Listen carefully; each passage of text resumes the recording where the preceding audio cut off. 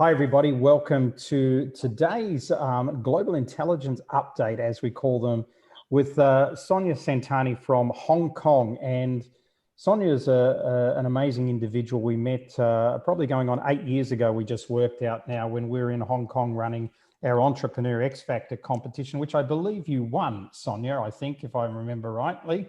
You won the Hong Kong version of that. And I'm not surprised. At the time, those of you that are working with us very closely one-on-one on the call would know that we're a great proponent of introduction videos and explainer videos. Well, I think, Sonia, yours is still up on YouTube right back in 2012 or whenever you filmed it, that particular one. And it's still one of the best introduction and explainer videos that I've seen coming out of anybody. And what you do is fantastic. At the time we met, you were doing very much the marketing and branding thing with a shift into wellness. But over the last 8 years, you've moved very much into the wellness area. And just before we got on this call, folks, we were talking about, the up and coming industry in Hong Kong, where Sonia is being based. For how long have you been in Hong Kong? Were you born there? Yes, born and raised here. Yeah, right. So for quite a while now, she's been in Hong Kong. She should know Hong Kong very, very well. And so we're talking about the up and coming industry there, and it really is the wellness industry. And Sonia's just been telling us how she's doing this call from a hotel because there's renovations going into a building because she's expanding so much, and put 123 people through different certification programs in the last little while. So that's fantastic. And I really appreciate you being with us today. It's absolutely fantastic for us to have you. So I'm going to dig into sort of reinterpreting life, because just before we were talking and before some of you guys joined the call, Sonia and I were talking about, the work that she does. And I was saying, well, we've hardly had a business conversation with people in the last 12 months. It's been very spiritual. So I think a lot of people are dealing with a lot of stuff at the moment. So Sonia, why don't you start off by telling us, how does the mind actually work? How does our mind work? And how are the beliefs that we're holding on to so dearly formed in the first place? Thank you. Thank you so much, Mike. That was a great introduction. And it's lovely to be here with everybody.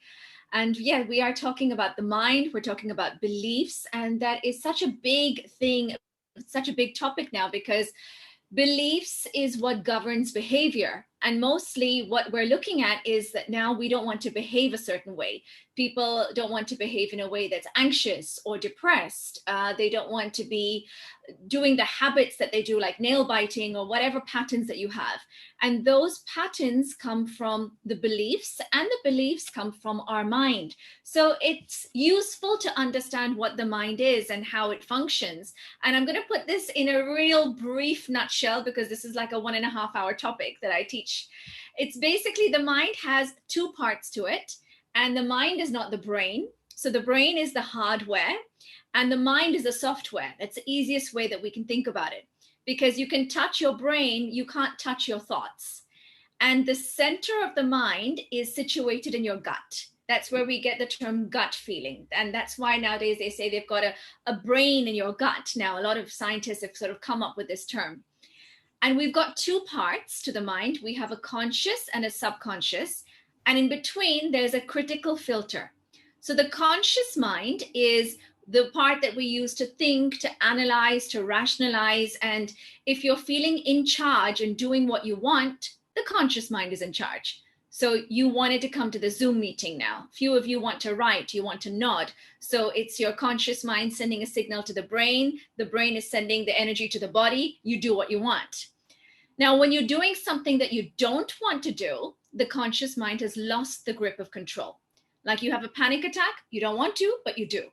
You explode in anger. You don't want to, but you do. Now, when that happens, the subconscious mind is taking over. And the subconscious mind is that database that just collects data of everything that's ever happened, right from when you were in your mother's womb. And that is basically dictating whatever is going on when you're not in charge, when the conscious mind is not in charge. And this is where our beliefs are situated, in our subconscious mind. So that's a very brief way of explaining it. I hope that's No, it's a good way of explaining. It's fascinating. I just got off a meeting just before this call with somebody who was is a very high-profile individual, and he was with us last week at another meeting that we held, where we're allowed to actually hold public meetings now in Cape Town, which is great. Sorry for the Kiwis on the call that are there, because I know you're still sort of locked down. But he was saying that one of the biggest things that he got from the meeting last week, he'd forgotten how people smile. Isn't that incredible? He said it blew him away that people were smiling. He said, and he remembered that people smile with their eyes and their full face, and he'd actually forgotten this. And he said it's been so dehumanizing for him over the last 12 months, being, locked away and things like that. So that brings me into the way in which we interpret things, Sonia. So what would you say is what sort of governs or influences our interpretations? Yeah, our interpretations basically are influenced by SEER. It's conditioning. So that stands for our social, economic, education, and religious inputting, if religion is a part of it. And it's basically our environment. And through those interpretations, we form beliefs. So whenever something happens, basically the mind is storing the fact and the interpretation. So fact could be, I was 3 years old, I woke up in the morning and nobody was home. Interpretation, I'm abandoned. That has been influenced by everything that I've been conditioned to earlier. Now that I'm abandoned is your initial interpretation. And through that, you make a conclusion. The conclusion could be, I can't trust anybody. Now, anytime you make the same interpretation thrice, 3 times, it translates into a belief. So something else completely different could happen. You interpret, I'm abandoned, I can't trust. Something else could happen. You could be bullied in school, or your best friend does something, she said something, she did something different. Same interpretation, I can't trust. Now that becomes a belief, and it's in the subconscious mind, which is 6,000 times more powerful. And basically that becomes the lens. So everywhere we look, we're looking for, I can't trust, this one's abandoning me, that one's abandoning me. And this is how basically our interpretations are just governing our entire life experience. And I would definitely say I've been a victim, if you like, to that, because, my father and mother got divorced. So when I was like 6 years old, so there's the first abandonment. Then my mother died when I was 15. There's the second abandonment. And then my first girlfriend dumped me when I was like 17. So there's my third abandonment. And by that stage, I realized through life, I always expect to end up having to do things by myself. So I've pretty much overcome that now, but it became very apparent to me in the last 10 or 15 years that was an issue that went right back and triggered all the way back from those eras there. And I think Ladi was explaining to a group of people last week at the meeting we have that it doesn't take a long time to create an imprint in the mind. For instance, she was explaining that when she was 7 years old, she was running across a sports field and a boy held out his leg and tripped her over, and she fell on her face in the mud and everybody laughed. So she had that imprint right from then, that lack of trust, that almost how could anybody do that and humiliate another person like that. So that imprint was there. But I'm interested to unpack with you, what are some of the key factors that create these type of issues in our lives that we really get stuck with? And, everybody on this call, we've got people on this call from Australia, New Zealand, South Africa, Hong Kong, of course, Ireland's normally on the call. So from, at least 5 or 6 different countries on the call, but we're all impacted by certain things that just seem to lock onto us and just go with us. They're like that piece of paper that sticks to the front of your car when you're on the freeway and just won't come off, doesn't matter what you do. What are some of the key issues there, Sonia, that cause that? Yeah, I love your terminology of the imprint, because that's exactly what it is. And as a therapist, we use the terminology inner child. I don't know whether people may have heard this term, and there's lots of different interpretations of what is an inner child. So some people think we have only one inner child, and some people think, oh, a child is like below 18. Actually, an inner child is any version of you that is stuck in a trauma of the past, as you were saying, Mike, and has not grown up. So if you fell down and you had your face in the mud, that's an inner child. If you were in school and you were asked to say poetry and you froze and you were in trauma, that becomes an inner child. And so in that moment, if you are feeling anything other than acceptance, you're creating an imprint of trauma, because trauma comes from judgment. And the biggest judgment is, it's not supposed to be like this. So if we think, oh my God, it's not supposed to be like this. People are not supposed to look at me like this. I was not supposed to fall down. I was not supposed to stammer. Then that begins more of the self-criticism, and that begins to have more of the judgment. And so you have those interpretations that produces another conclusion, like some sort of, I can't trust anyone, I'm not wanted, I'm not loved. The emotion that we feel is trapped inside our body because we're not allowing it to move through us. Then we develop a coping mechanism. So a coping mechanism to deal with it, which keeps that emotion even more locked within. And there's 3 types of coping mechanisms that we tend to develop. And we've used all of them. So either we're going to be the pleasers and we'll ask someone, please like me. I'm going to be the good girl, good boy. I'll do what you like. I'll do what I'm supposed to do. Or we'll say, forget all that. I'll show you. I'm not going to be the pleaser. I'm not going to do what I'm supposed to do. So that's the rebel. Or you're going to fly away and withdraw yourself and do nothing. So that's kind of like the withdrawer. So we'll be the pleaser, the rebel, the withdraw artist, and we'll probably try all of them and maybe be sort of an expert in one of those areas. So that's what happens when we have those imprints, that it gets sealed into our space in that coping mechanism. And then it takes time. So either you will do through meditation or through a deep process with a therapist to unravel the interpretation that's been trapped within. So it's sort of like if you've read The Celestine Prophecy by James Redfield, I mean, he talks about people's control dramas. So my control drama, the way I control people, and some of these people on this call know this, is that I'm aloof, right? So I sort of go, yeah, whatever. And I don't, I sort of hang out to the side and I'm not really necessarily engaged. That's an aloof control drama. Whereas other people have the poor me. They go into the victim. Oh, poor me. Why does this always happen to me? Why do I always get the flat tire?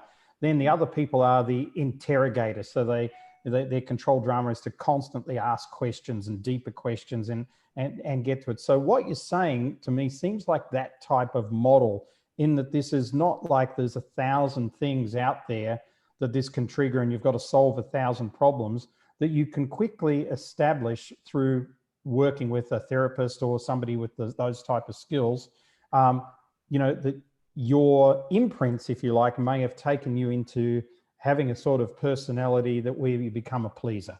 And, the world's full of pleasers these days, and a lot of them are in business for themselves. And we talk about that a lot, or that they go into one of the other types. Would you agree with that? And how many are there in total? Yeah, I would, because our identity is an amalgamation of these different coping mechanisms. So we become the one that should do what I'm supposed to do, the pleaser, or we become the one that is, going against the norm. And that becomes our identity or our ego. And we, again, see the world through that filter, see the world through the pleaser filter or the withdrawal. Like your aloof category, I would put that under the withdrawal. So I'm going to pretend that it doesn't matter, or I'm going to go numb about it and not feel anything and not do anything. So we can even put this in very simple flight and fight. We know that this, anytime there's crisis, the subconscious mind wants to fight or flight. And previous days, when we were primitive man, that would be literal. We would run or we would actually fight. Now it occurs differently. So fighting is being there, doing something about it. So I would put the pleaser and the rebel both as fight, 2 different expressions. And then the avoider as actually pretending it's not there, running away from it, flying away mentally, physically there, but mentally just not there at all. And the avoider would also, because in fight and flight, there's a third category. And I learned this off my friend Glenn Levy, who you met, because he was in Hong Kong with me when we met up. But the third one is freeze. And, he uses the example of, a bear runs out from the forest and starts going, ah, ah, ah. the first thing you don't do is fight or flight. The first thing you do is go and you freeze. So that's almost, and then you make some sort of decision. Will I fight this sucker or will I run away? That's sort of almost the avoider type strategy. Would that be right? Yes, something like that. And when you're freezing, as you said, you're in shock. And when we're in any type of shock, you're already losing consciousness. So you're not present. So whatever decision you make to fight or flight after the freeze is not a conscious decision, because the conscious mind has gone in shock. And that's why it becomes such an innate subconscious response. Yes, that's exactly how it works. And Sonia, I'm really interested in your opinion on this, because I think we're at the precipice of unpacking something here, because with COVID going around the world as it has done in the last 12 months, people have gone into shock. And so therefore, because they've gone into shock, and part of the reasons they've gone into shock is our freedom's being taken away, the things that we held dear, just going to our local cafe for a cup of coffee, we can't do anymore. So, it's basically cut our most basic human rights. So we've gone into shock, which literally means that we're less present. And so with that less presence means that we're missing opportunities, we're not fulfilling on things that we should, we're not present to our loved ones as much as we should be, and therefore our relationships are breaking down. Do you have any sort of comment on that, and even how to get back into presence a little bit more, given what's going on in the world in the last 18 months? Yeah, I mean, COVID is like such a teacher for us. Like, I kind of look at it almost like this avatar that's come here to teach us things. And one of those things is, you know what? We can't plan. We were here living under the illusion that, oh, I can plan and life looks like this. And then you get COVID coming here going, sorry, we've got other things in store for you. And a lot of us have looked at that and been shocked about it and found it difficult to move forward, because we have linked survival with control, because we feel much more comfortable when we're in charge. We feel much more comfortable when we know what's going to happen. And what I don't know scares me, because I don't know how to control it. And so what's missing in this whole phenomenon is the quality of of faith, because faith and fear cannot coexist. Yep. If you have fear, you don't have trust and faith. And if you have faith, at that moment, fear is not there. And we've kind of put fear so much on the outside. So I grew up needing to trust that my plans need to go into fruition, then I'm okay. The people need to like me, then I'm okay. This needs to happen, then I'm okay. So our faith and trust was needed to be on the outside. Whereas now COVID is showing us, no, sorry. The result is not in your hands. You're not 100% control over that. The environment is not in your hands. Other people, school, homeschooling, flights, nothing. And so then the only faith that is available is faith in self. Faith that I can handle it. Faith that, okay, life is showing me something, and perhaps I do have the tools and resources to be with that. And once we finally start looking inwards and start asking those questions, it's there. And when we don't look inwards, then we'll continue, as you said, to be in shock, to be the victims, because we're going to buy into that illusion that I spoke about earlier, that it was not supposed to happen. So COVID is not supposed to happen. Schools are not supposed to close. Flights are not supposed to vanish and not be there. And so the more we're stuck into that, the more we will end up being victims. So how to deal with it, you were asking, is to acknowledge.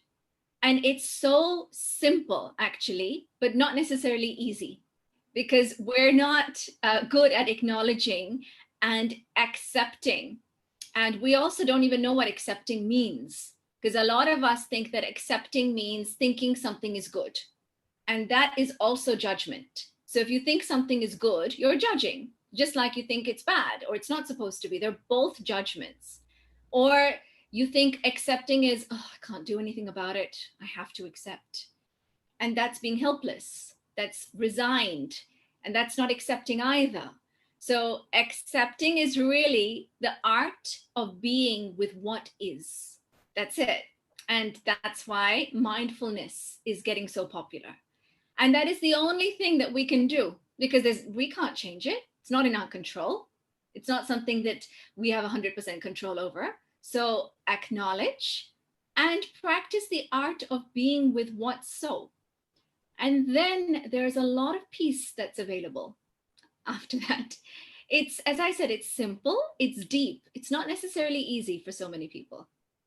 No, and so many people are sort of facing that these days, and you know, there's people on this call that I've had those type of discussions with that are really in a position where they've really come to terms with the fact that the only thing they can manage is their own self energy, and they've taken the deep journey within. And honestly, there's a lot of people on this call that I look at the names here, which I know from whose businesses are flourishing, COVID schmovid. And it's not because COVID's helped them, but COVID's helped them actually go inside and solve a lot of the issues. I love what Philippe's written in the chat. He says, Einstein said the most important decision we make is whether we believe we live in a friendly or hostile universe. So, I mean, that really is a statement of your perception is everything. And the funny thing is, Sonia, is that, you know, you're saying the same words and I'm hearing them, but everybody's hearing them differently, and their own interpretation of those words is very, very different.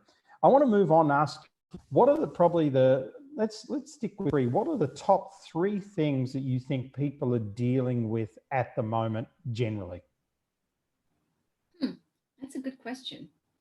One is probably the fear of the unknown. And I think that's that's the key one. Second would be their responses to it. And a big response is anxiety, because anxiety is a fear of the future. So if I don't know what's going to happen, I'm going to be anxious about it. And the third is related to their coping mechanism about it. So their coping mechanisms can produce other problems because they're not actually resolving anything, it's covering a hole. So the coping mechanisms can be addiction, it can be explosive personality, it can be losing connection and withdrawing into my own space. And so all three of them are connected. And I would say that is what I'm seeing most in my clients, in my sessions. And it all boils down to, again, the fear of the unknown, which actually is a really innate fear. It's a subconscious fear. And it's one of the, I think, the big things that we're here to master. Yeah, so I agree with you. I think this is a really good point. And it'd be interesting. Am I freezing again? Yeah, we are. We both are. Oh no, Ian's shaking his head. So we're not freezing in Johannesburg. So that's a good thing. But but we could be freezing in Paraguay. Who knows? The fear of the unknown is one of the innate things that we've come here to conquer. And it's so true, because shadows are much more scary than somebody standing there, you know, with a knife in many respects, because we conjure up all sorts of things about that. And Philippe's saying, I've got a few acquaintances that are drinking more than they should as a coping mechanism. And so that is a coping mechanism. And you know, we had one of our suppliers, and I won't say who it is. We don't have many suppliers in the business we're in, but you know, one of our suppliers who Lundy was chasing, saying, "Listen, you're just not delivering." Said, "Sorry, I've been on drugs for the last year." Like, he literally came out and told us that, and we're like, "Oh, okay. What are we meant to do with that information?" But you know, that's a coping thing. So, what would be one or two of your really useful tips? Because I think there'll be people on this call who are experiencing fear of the unknown. And there's people who, you know, we've got a number of clients, I'm not sure if any of them are on this call, I haven't checked, who were in the travel industry. That doesn't exist anymore. In fact, we had lunch with one of them yesterday, who's moving to Asia now to go into something entirely different. So, and they're actually excited about the unknown and excited about what's coming next after having a business for 12 years that was incredibly profitable and these days is not making a cent. So I'm interested to get your opinion on the fear of the unknown and what we can do about it. Yeah, So this fear is going to be there. But what we can do is we can flip what the unknown is about. So basically, people come with three types of issues: an issue that they have with themselves, with another person, or a situation. And every issue can come under this. It's one or a combination of. Now, what happens is that if it's me, you feel guilty. If it's another person, you feel angry. If it's a situation, you feel helpless if it's already happened, and anxious if it's going to happen. Now, from all of these three categories, the only thing we have full control over is me. Others and situation, you don't have full control over.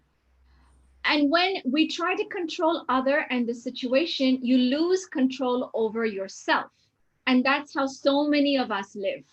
And especially those quote unquote control freaks, right? What they're doing is controlling the environment, controlling other people, controlling other people's responses, and then losing control over themselves. And so if we flip it, that means that we can create known and reference points in self, because you know yourself, you know your thoughts, you know your feelings, you know what actions you're going to take.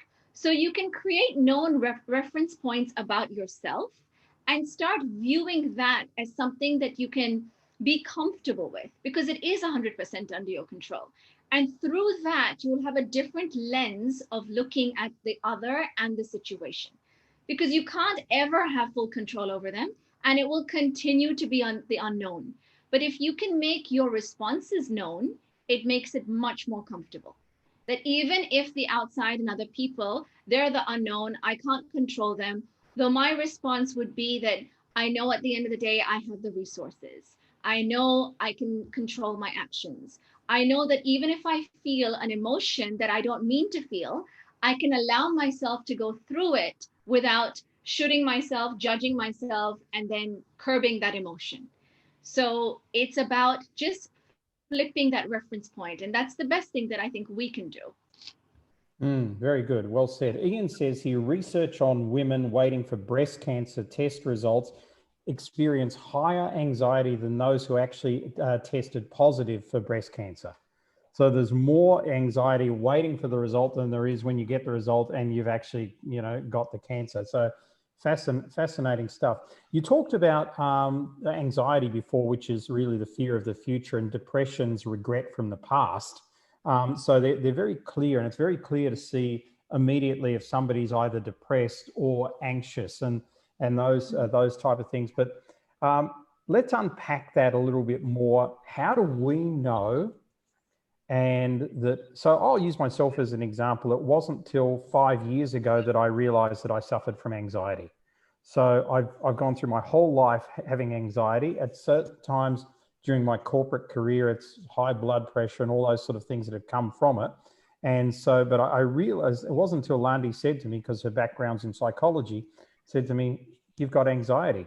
And it was actually when we were in Europe, and I have incredible anxiety around Italian toll gates on the freeway, because in 2001, I got stuck there with putting my credit card in and having my credit card swallowed. I see Robert laughing there because he's probably experienced the same. Having my credit card swallowed, and I have 60 angry Italians, including truck drivers, literally abusing me in Italian behind me, which I don't speak. And I realize every time now when I come up to a toll gate anywhere in Europe, I never do the credit card one. I always do the cash only one, where I can actually give money to a person. And Landi literally hands me the cash, and I literally have passed the cash over, or else if I have to do it myself, I'm sort of like this. So I get that, but I never saw it before. And it's really interesting because my ex-business partner, who you know, Sonia, used to say to me, "Why do you get so upset when you're setting up a room for an event?" It's because I can't control the AV. That's what it is. So I get anxious about it. So I'm like constantly resetting rooms, and I'm in there at 7 a.m. testing the AV and stuff like that. So we've all got our things. So I'm interested to see how people can identify these things in themselves so that they can know what they're dealing with. And then secondly, what are some of the ways that you would help and assist them as a professional to maybe deal with, becoming a bit more depressed or being or recognizing they've got some anxiety? Yeah, and I love that you share your story, because it's so much easier to work with specifics than general. And there's different types of anxiety. Like yours is something you've experienced in the past. So you've experienced going through that toll and it was disastrous. So you don't want that to happen again. And there are some people that are anxious about something that's never actually happened, but what if, right? So those are two different things. And since yours has happened, now this could be an imprint that we were talking about earlier. That means there could be some part of your consciousness that is stuck in that moment where it happened before. And now the moment you see that toll, it's a trigger. It wakes up that file in your subconscious, and that Mike of how many ever years ago is going, 20. no, 20 years ago, right? Yeah. Is hijacking your body, and it's completely hijacked you, and you're thinking, no, can't let that happen again. So in that specific case, if there's something that has happened before, we basically do an inner child healing work where we will get you to go back to that 20-year-old younger than you, Mike, and show him something that he doesn't know. You know, but he doesn't know. And that's simply that it's over. You are not stuck with horns behind you and people shouting and swearing and screaming, because that part of your consciousness could still be there. And it could still be frozen in that mode. And so we pull that consciousness out and finally have that part of you grow up to the age of today. And that is part of the inner child work. The other thing that and as I'm saying it, it's already beginning to happen because I'm kind of doing a little bit of action. And to listen, your mind needs to paint a picture, because the subconscious mind thinks in images and the conscious mind thinks in language. So the moment you're imagining something, already the healing is happening. Yeah. And you can perhaps do this later if you like. Yeah, no, it's very good. And I'm definitely not, in terms of that, I'm definitely not as panicky as what I was the first time we started traveling to Europe, you know, and going through those toll gates. And it's interesting because Shazar says here, it's like going through the emotion rather than the thought controlling my emotions. That's true. And guys, you just picked up there that Sonia actually told me to grow up. So I'll take that on board as well. Now, Sonia, let's look at the other side of the coin. Let's look at depression. Now, that's something I've never suffered from, so I can't give you an example. Maybe you've got one from a client that you could share, and some of the work that you did to because I'm interested in people that have blind spots, and those blind spots are that, you know, I went through most of my life thinking I wasn't an anxious person until I realized it, and then I saw all the instances where it's cropped up in my life. And when I listen to you there, I go, oh, I know why I get anxious around AV, because, you know, I've done 2,300 events, and in probably 500 of them, the AV sucked. So, you know, that's why I got anxious about AV. So I understand that. I can sort of position that, which is why we bring our own AV now. But let's move into the depression side. Maybe you've got some things that you can help people identify some patterns or something like that. Yeah, sure. And, you know, people kind of use this word depression quite flippantly. And so if someone says, oh, I'm so depressed, and yet, you know, that they're taking a shower, they're eating food, they can do their normal day-to-day activities, they're not clinically depressed. They're probably sad. And we honor that. We're not saying that they're lying in any way, but that's not clinical depression. Now, depression, the root of it comes from a sense of loss. That's actually where it comes from, way in the background. And that could be an tangible or an intangible loss. So it could be actually losing a person, okay, a relationship, someone passed away, or it could be losing your identity, losing your job, which is why depression is so prevalent nowadays, because people are facing so much loss. And then there's a hole in the system, and you don't know what to do about that hole. So depression is a typical flight coping mechanism. Your consciousness has just left the body. And if you see somebody that's actually clinically depressed, it is hard for them to even focus on you, on what you're saying. It's difficult for them to take a shower. They tend to just sit down, and they have hypersomnia or insomnia. They're either sleeping all the time or not sleeping. And they are not able to function day to day because they feel that immense sense of loss. Now, if I go to this more philosophically, if I go to this a little bit deeper, now, we can't lose anything except for our own consciousness, actually, because we bought into the illusion that, oh, I'm with someone and they complete me. My relationship completes me. My father, my mother, my job, something else completes me. So that attachment is an illusion that we bought into, that this becomes part of my identity. And once that's gone, I've lost that part of myself. Whereas actually, that was never you in the first place, because we are born whole and complete. And actually, sometimes I say by the time you're born, it's too late, because issues can happen in the womb. So when you're conceived, right, you're whole and complete at that point.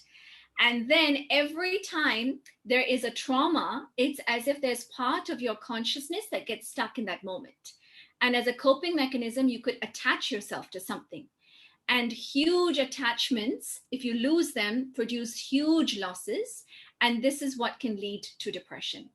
So the ultimate healing is to get back that part of you that you lost in your attachment to whatever you perceive is gone. That's the deeper sense of it. But if you're dealing with someone who is depressed, they're not ready for that yet. They're not ready to even hear that, because this is way too deep. For them, taking a shower is a big deal. So if you're with someone that is depressed, then just minimal physical activities is the way to go. So if you can go down and take a walk, just, a few steps down the building and back, that is a huge achievement. So we start with baby steps, and then, slowly bring back consciousness in the body to then be able to work on what's gone. Yeah, really, I hope that really makes good sense. answer. Absolutely. I don't know if you know a good friend of mine, Don Tolman, and Don's one of the world's leading people in natural healing and whole foods and things like that.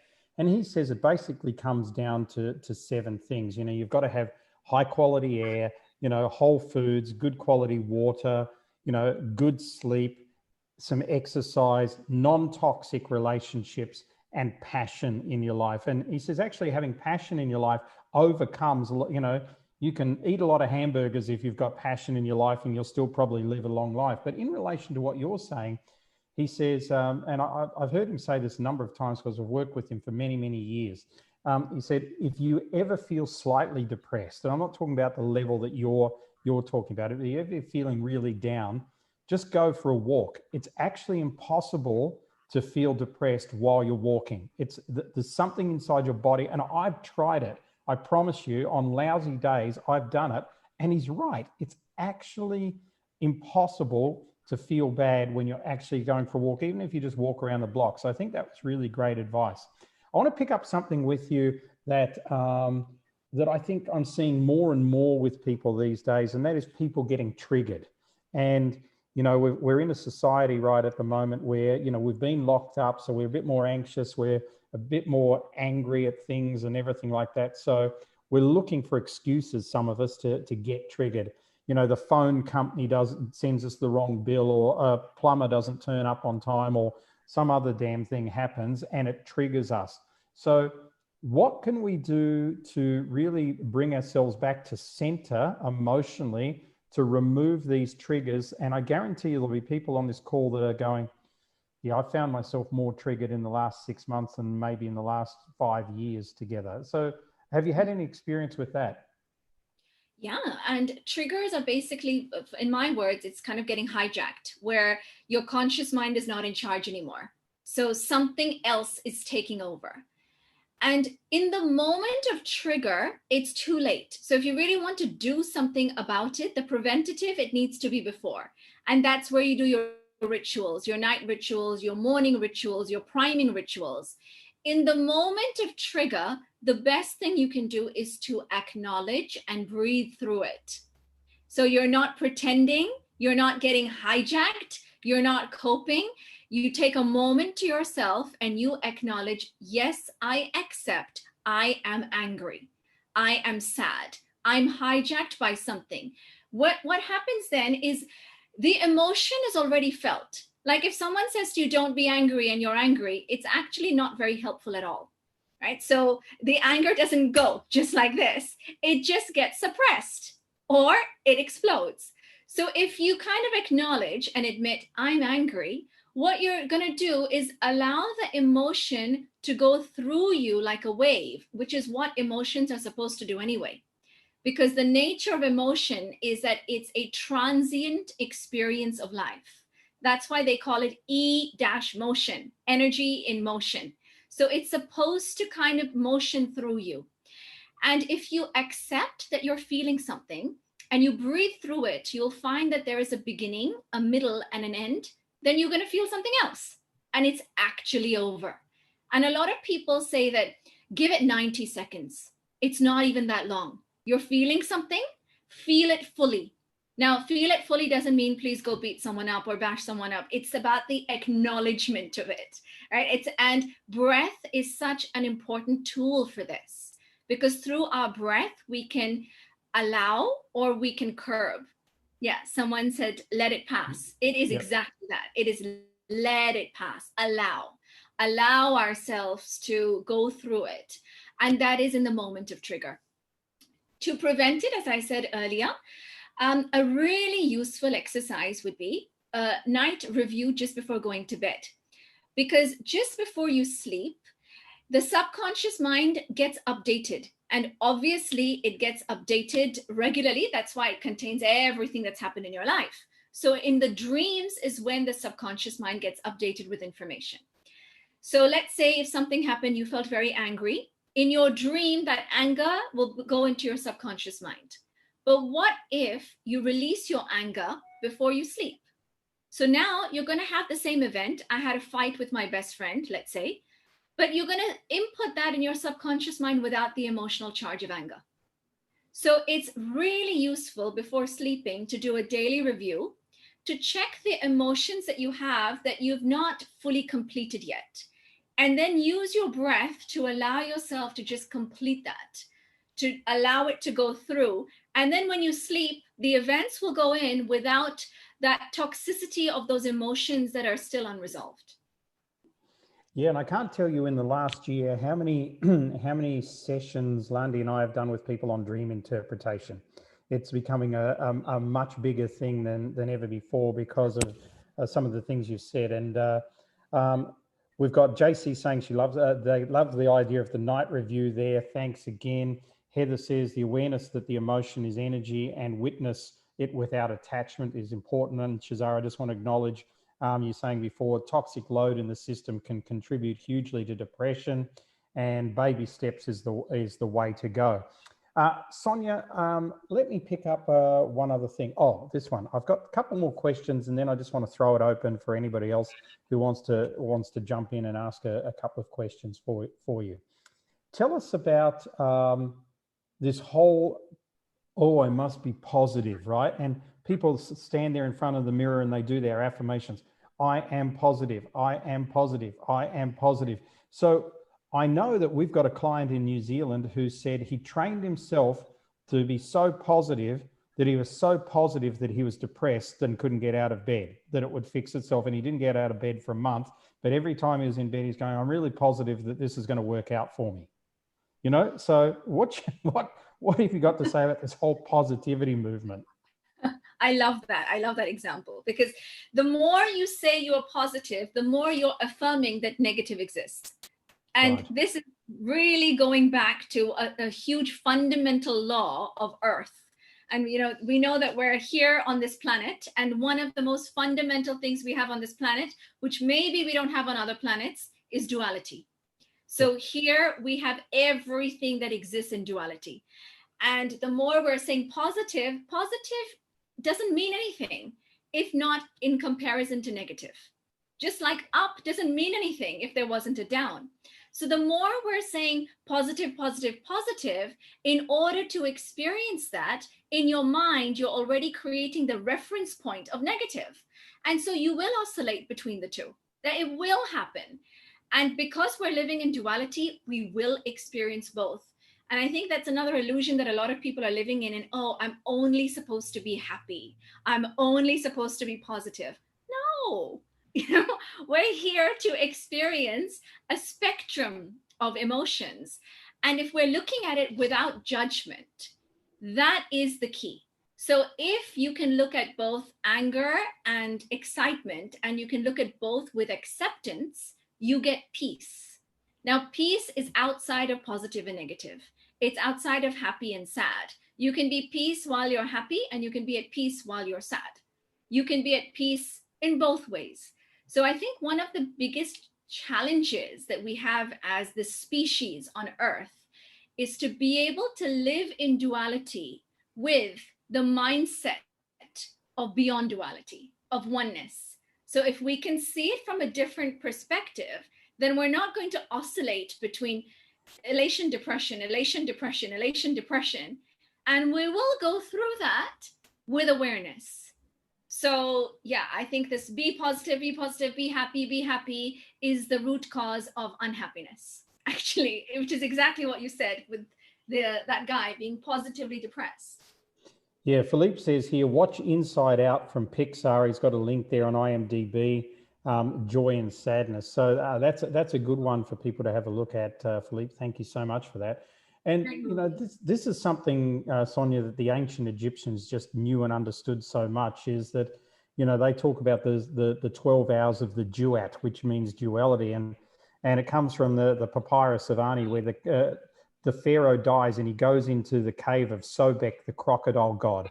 And Sobek is like the eternal darkness. And in there they find, they have to go through all these trials and tribulations, and it's a step by step, like there's one trial per hour, and the darkest hours always before the dawn. And then when you dawn, you're rebirthed. So we should actually welcome this, because it's no different than spring, summer, autumn, winter. We have winter in our lives, and sometimes those winters are a day, sometimes they're a week, sometimes they can be months on end. But outside of that winter, guess what comes after winter is spring. So, you know, if you're in winter in your life, you should be going, wow, this is cool, because there's a really cool spring coming up next.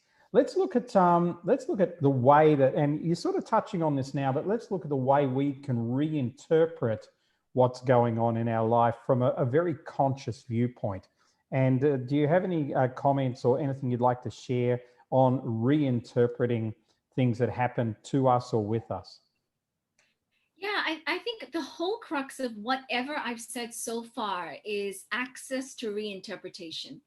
And the reinterpret is basically looking at whatever we've judged through the lens of acceptance. Because whatever we've judged will be with duality, the lens of duality. It's wrong, it's not supposed to be, it's bad. Oh, look, it's good, it's nice, it's the way it's supposed to be. Now, either way, we're going to jump into those polarities. And to reinterpret life with the lens of I accept, which is almost like the way that it is supposed to be. Now, what can I learn? It's a huge question. And sometimes it's, as I said, it's not easy, it's simple. So COVID, for some people, the way that it is supposed to be. Now, what can I learn? Now, we were just talking about seasons, right? So winter is the ending of a cycle and spring is the beginning. And so if we're not interpreting ending with loss, like that, which leads to depression, then the ending is the way that it's supposed to be. It's supposed to end. The beginning is, again, what the way it's supposed to be.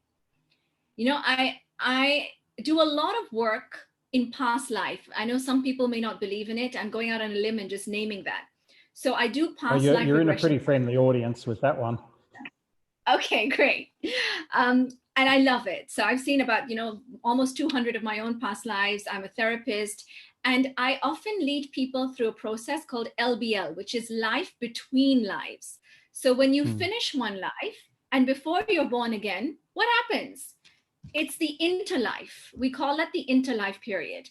And in that interlife, something has ended and something else hasn't begun yet. It's almost like you're planning.